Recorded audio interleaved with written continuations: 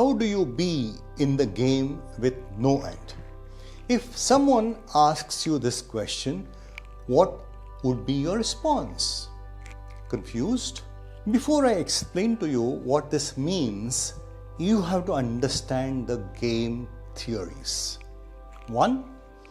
There is a finite game, and other, there is an infinite game. In finite games, each player has finite number of options. The number of players are finite and the game cannot go on indefinitely. Example, cricket, football, hockey, chess, etc. In finite games, you have known players, fixed rules, and agreed upon objectives. That is, win or lose. In infinite games, known and unknown players, changeable rules, and the objective is to keep the game in the play. Example, the Cold War. Examples of infinite games emerge from unexpected places.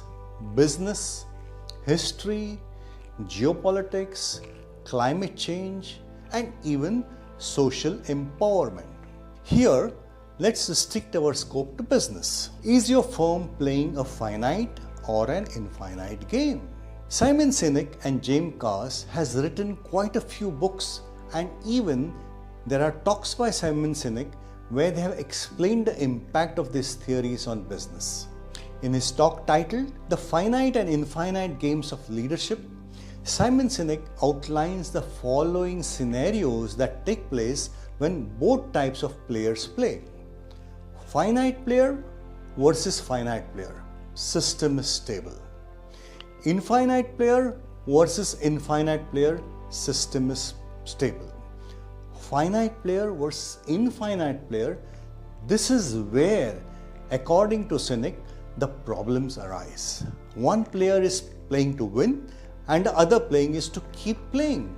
Therefore, the finite player will always find themselves in quagmire.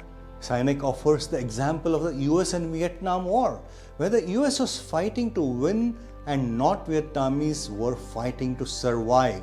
In many organizations, we get statements from the CEOs or top management team members, things like, "We are number one. We are going to beat out the competition." On what criteria? On what time frame? Who has agreed to these rules? It's arbitrary.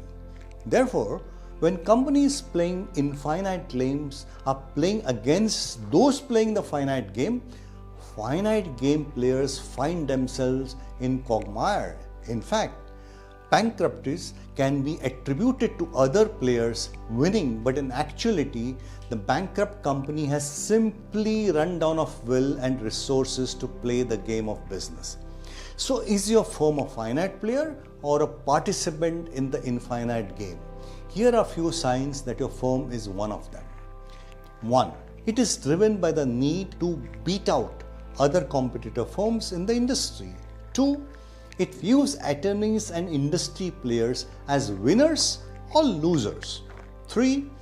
Its focus on day-to-day short-term wins rather than the long game. 4. It isn't sure or don't have clear sense of what game it is in. 5. Your firm or individuals within the firm cannot articulate a higher purpose for the work that it does. 6. Decisions are made by considering interests first, values second. How can you play the infinite game? Playing the game as an infinite player means making value-based decisions before evaluating interests.